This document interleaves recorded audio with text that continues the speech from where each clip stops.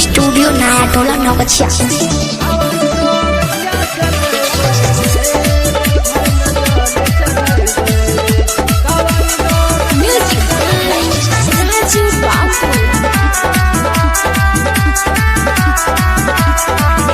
सावन के पहला सोमवारी चढ़ल हमरा कुमारी, अब की जबरे बाबा धाम।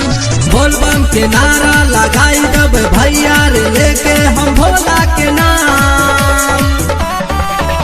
सावन के पहला सोमवारी चढ़ल हमरा कुमारी, अब की जबरे बाबा धाम।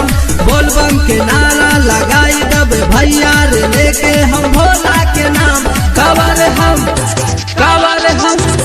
कावर नौगछिया चलेबै रे, देवघर में जल चढ़ेबै रे। कावर नौगछिया चलेबै रे, देवघर में जल चढ़ेबै रे।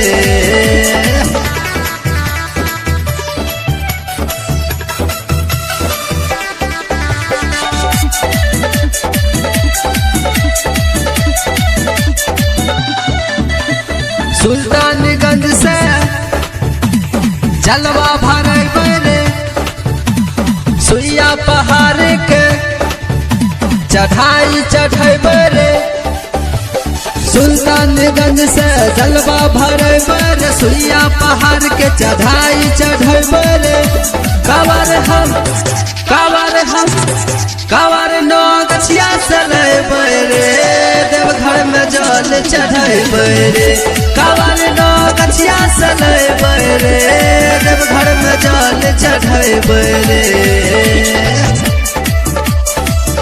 अनन्या रिकॉर्डिंग स्टूडियो नया टोला नौगछिया।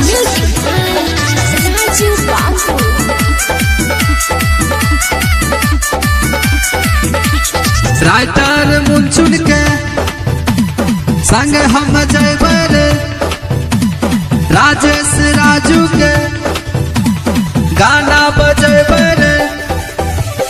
राइटर मुंचुन के संग हम जयबै रे, राजेश राजू के गाना बजेबै रे।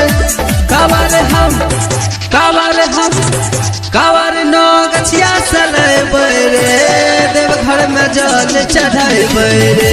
कावर नौगछिया चलेबै रे, देवघर में जल चढ़ेबै रे।